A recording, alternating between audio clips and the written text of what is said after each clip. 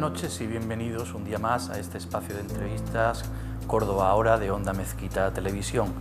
Hoy contamos como invitado en este plató con Fernando Alberca Castro. Es licenciado en Filosofía y Letras por la Universidad de Córdoba, máster en Neuropsicología y Educación, profesor titular del grado de primaria y de infantil en la Escuela de Magisterio Sagrado Corazón de Córdoba, profesor de secundaria y orientador en otro centro educativo de la capital, autor de 11 bestsellers, entre ellos Tu hijo puede ser Einstein, que vaya por la 13ª edición y ha sido traducido entre otros idiomas al chino. Fernando, buenas noches y bienvenido. Hola, muy buenas noches a todos. De todas las facetas que he citado ahora mismo, ¿con cuál de ellas se identifica más Fernando Alberca? Pues probablemente con una que no ha citado, que es la de padre, ¿no? Es decir, que además soy padre, que es el título mayor, ¿no? Más noble. Y además de 8 hijos, o sea que...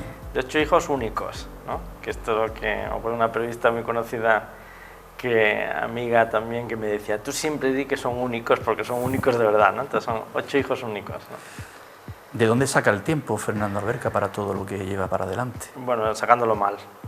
Normalmente lo que hago es llegar a donde puedo, buscar lo que se puede, pero el tiempo a veces da para más de lo que parece, ¿no? En su contacto diario con sus alumnos, con familias con menores a su cargo, ¿qué análisis en conjunto hace usted de las generaciones más jóvenes? Bueno, estamos en pleno cambio, ¿no? Antes las generaciones pasaban cada 35 años porque era una cuestión biológica, era padres, hijos, y ya sabemos que ahora las generaciones cambian a golpe de cultura que suele tener que ver con las tecnologías también, ¿no? Es decir, ahora ha habido una generación que fue la que nació en los años 84, a la que llamamos millennials, ¿no? Famosa, luego una distinta en el año 95, surge que es la generación Z. En el 2010 surgió una y parece que con las redes sociales, Instagram, etc. Y en el 2020 parece que comienza una nueva por el impulso de las inteligencias artificiales.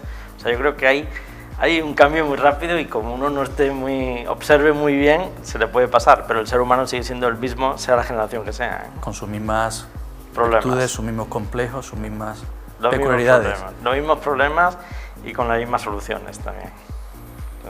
Bueno, un campo, digamos, bastante amplio donde ejercer sus distintas facetas profesionales. Pero vuelvo a preguntarle, de esta generación sí, actual. ¿A cuál te refieres? ¿Qué edades? ¿De niños de qué edades? Bueno, a lo mejor yo tengo la referencia de mi hijo que está en los 10 años, ¿no? Menores de 10 años. Exactamente, sí. ¿No? Que es lo que les hace singulares y distintos respecto a otras. Pues ser muy accidentales, ser muy superficiales, ¿no? Ser muy impulsivos, todo le llama la atención y hay poca concentración, ¿no? Poca fuerza de voluntad, muchísima ilusión, muy pasajera. Bueno, por ahí van los tiros, pero también luego tienen capacidad, mucha sensibilidad y mucha inteligencia. Y esto es una capacidad de cambio muy rápido. Entonces sí que pueden perfectamente conseguir grandes logros, mejorar muchísimo, teniendo en cuenta estas dos facetas, ¿no? ¿Y cómo conciliar todas esas facetas, ¿no? De la creatividad, del interés por saber, de la sensibilidad? Sí, sí. Porque a veces parece, a los que ya tenemos muchos más años, que el tema de la sensibilidad como que se ha ido perdiendo también un poco en nuestra sociedad, ¿no?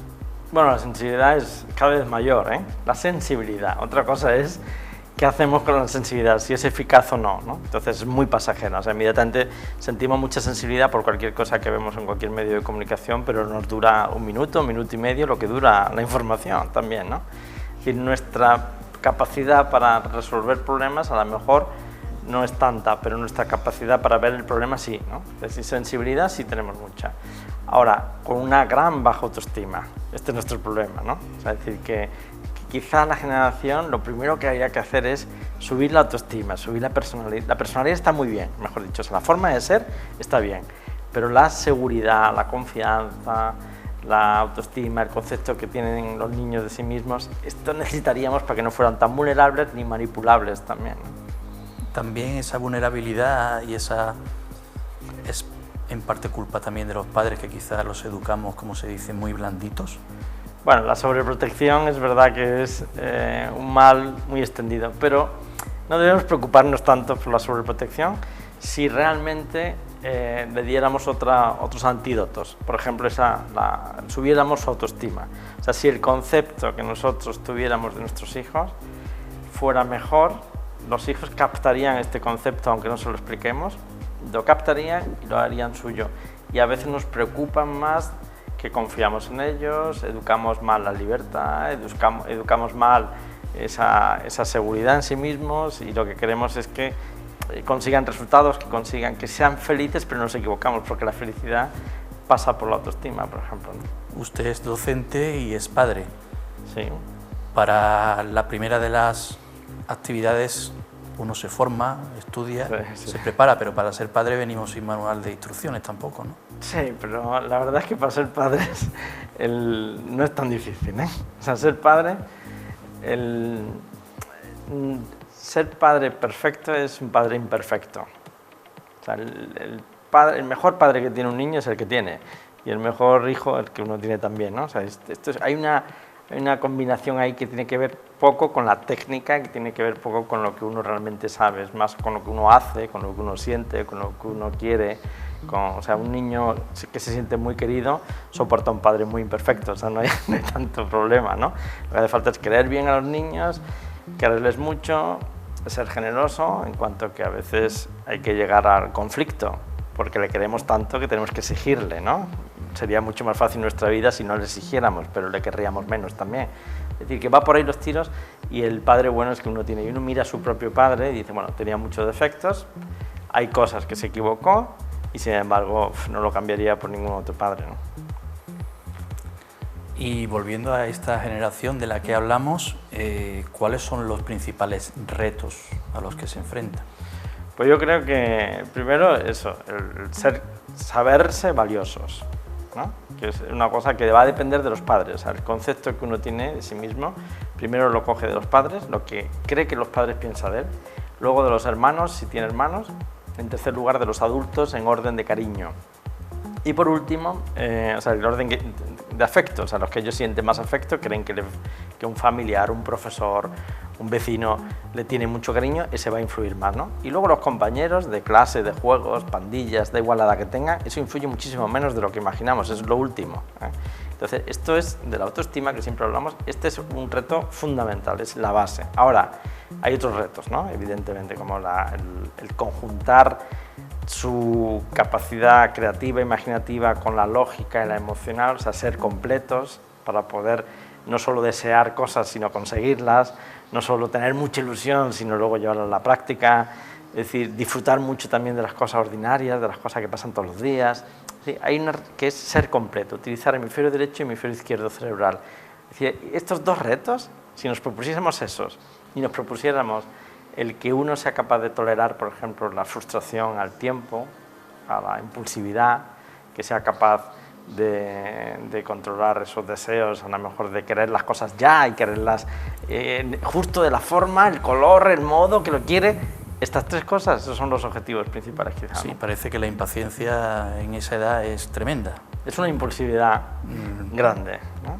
Lo digo porque yo también lo compruebo lo sufres a diario y lo sufro, ¿no? Lo sufres, sí. Y bueno, hablando de sufrir, las nuevas tecnologías que se imponen en nuestra realidad de cada día... Que ya no son nuevas, que ya son tecnologías. Efectivamente, ya son, para nosotros ya, bueno, pasan, y para ellos pues están muy, muy insertados en ese ambiente tan digital, ¿no?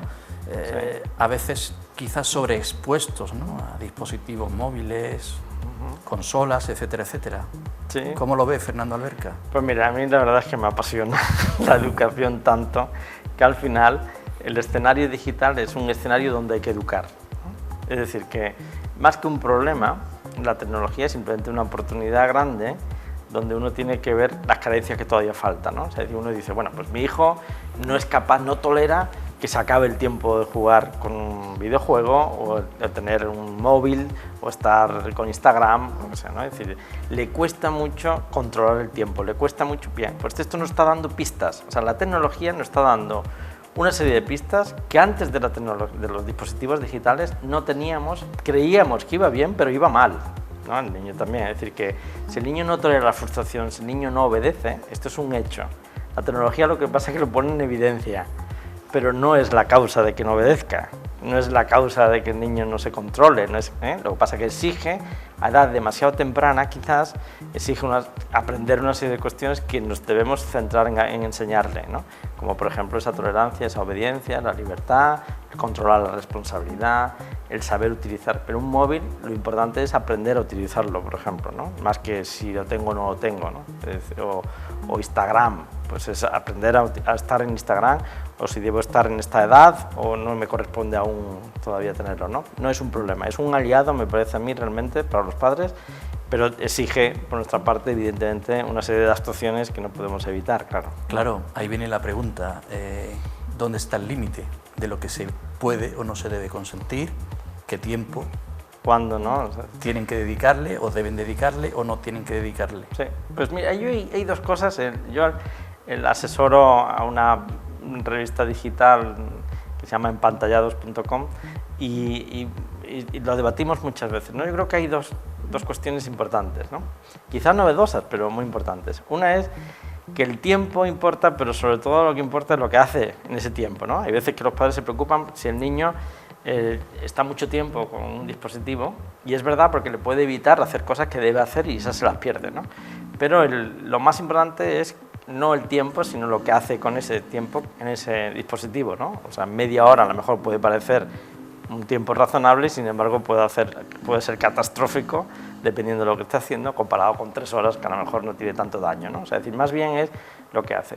Pero la edad, el cómo y cuándo, tiene mucho que ver. Yo pondría el ejemplo de nadar, ¿no? Es decir, cuándo un niño debe nadar, irse a la piscina o irse al mar. La piscina sería WhatsApp, por ejemplo, y nadar, y el mar sería Instagram. Pues ¿cuándo debe uno entrar en un WhatsApp o cuándo debe uno tener redes sociales? Dice, bueno, pues depende si el niño sabe nadar o no sabe nadar, ¿no? Depende del niño cuánto se controle, cuánto el niño, si está maduro para utilizarlo, si no le importa que tú veas de vez en cuando su móvil, si es un niño que ya está preparado para hacer lo que debe hacer cuando tiene el móvil, es decir, las condiciones que conlleva de uso cualquier dispositivo, si esas condiciones está maduro para poder ejercerlas solo, en su cuarto, a cualquier hora, sin necesidad de que los padres estén completamente vigilando, ¿no? Es decir, si ya está maduro, ese es el momento. ¿Cuándo? Pues depende de la madurez de cada uno. La adolescencia empieza muy temprano, a los 9 años, acaba muy tarde, a los 40, 45, si es suerte, y esto es... Hay que saber, por tanto, cuándo, en qué momento, pues cuando sepa nadar. No lo meteríamos nunca en el mar si no supiera nadar, ni lo echaríamos ni siquiera a una piscina, aunque fuera muy pequeña, si no sabe nadar, ¿no? El uso, digamos, de todos estos dispositivos va en detrimento quizás de una mayor relación con los demás, ¿no? El aislarse sí. Es una de las consecuencias negativas, ¿no? Pero unas consecuencias negativas si no aprende a tener relaciones ricas fuera de esos dispositivos, ¿no? Es verdad que como previsión debemos hacer una cosa, y es que tenemos que asegurar que nuestro hijo tenga momentos de disfrute personal sin tecnología, ¿no? Es decir, que de pronto la relación con su padre, la relación con los hermanos, la relación con la familia, con su madre, son unas relaciones ricas, jugando a juegos de mesa, divirtiéndose en una salida en el campo o en la propia casa, haciendo alguna actividad en la que se lo pasa realmente bien, por ejemplo en sus cumpleaños, en aniversarios, en fiestas y a diario, en que esos espacios se relacionan disfrute sin necesidad tecnológica. Entonces, cuando no es tanto el problema de la tecnología, ¿no? Ahora, si los grandes momentos de ilusión, los grandes regalos se han limitado a la tecnología, entonces, lógicamente, creamos un engaño en el niño, y es relacionar felicidad con tecnología cuando no tiene por qué. Bueno, y cambiando un poco de tercio, hablando de hábitos, un hábito muy saludable para todos los que nos movemos, y no solo para los que nos movemos en el mundo de las letras, sino para todo el mundo medianamente formado, es el hábito de leer un buen libro. Bueno. Aquí tenemos algunos de los libros escritos por Fernando Alberca, y que bueno, que tiene una producción ya literaria bastante extensa. Imagino que seguro estará en marcha algún otro proyecto. El mes que viene sale el libro que será el número 21, y tengo muchísima ilusión en porque es un libro para descomplicarse y para que uno coja oxígeno y y eduque descomplicándose y con poco estrés, realmente. ¿Algún adelanto más? No solo esbozar ese titular, sino algo más que vamos a encontrar en ese libro, cómo se va a llamar, no sé. Bueno, el título todavía es secreto porque no está en las librerías y entonces no me dejan decirlo, pero tiene que ver eso, con educar evitando el estrés, educar sin complicarse, por ahí van los títulos, subtítulos, y es un libro que yo lo he escrito con mucha ilusión, porque es un libro en el que un día, volviendo de una conferencia en Madrid, me había hecho varias preguntas una señora en esa conferencia, y en el mismo tren de vuelta a Córdoba me escribía por email y me decía, bueno, pero esto parece que no es complicado, ¿no? Y yo decía, bueno, es que la educación no es tan complicada, lo que ocurre es que estamos parcelando muchas veces y si lo vemos muy parcialmente sí que es demasiado compleja. Y además nos parece insoportable, ¿no? Vamos a una conferencia y decimos, esto no lo hago bien. Leo un libro y dice, esto tampoco lo hago bien, ¿no? Y dice, bueno, porque estamos viéndolo parcialmente. Es una cosa mucho más general, tiene que ver más con el control de las emociones también, el gestionar bien las emociones en la educación, que esto habla también mucho el libro, de el cómo ser eficaces, el cómo mantener un poquito la serenidad, cómo se puede conseguir esto, y cómo realmente uno puede tener la tranquilidad de que en educación las cosas a veces están, casi siempre están muchísimo mejor de lo que parece y siempre, cualquier momento es bueno para empezar a educar lo que hubo que educar si no se hizo antes, ¿no? Pero es un libro muy optimista que yo creo que hará mucho bien y creo muy necesario justo ahora, ¿no? Bueno, lo esperaremos con impaciencia y tiempo tendremos de abordarlo en profundidad una vez que esté en las librerías. Queda muy poco. Pues sí. Ha sido un placer. Un placer Y mío. bueno, esperamos que tengamos otra oportunidad de seguir hablando sobre la educación, sobre nuestros hijos y todo aquello que nos preocupa a los que somos padres. Que Muchas gracias. Educación es mucho, así que muchísimas gracias y un placer cuando queráis. Muchas gracias. Pues nada, ya lo han oído, hay que ser pacientes, se puede lograr que nuestros hijos obedezcan incluso con los dispositivos móviles y tecnológicos. Hay motivos para estar esperanzados en esta generación. Y bueno, intentaremos seguir también los consejos que Fernando Alberca nos ha dejado en algunos de sus magníficos libros. Y no lo olviden, como siempre, sean felices.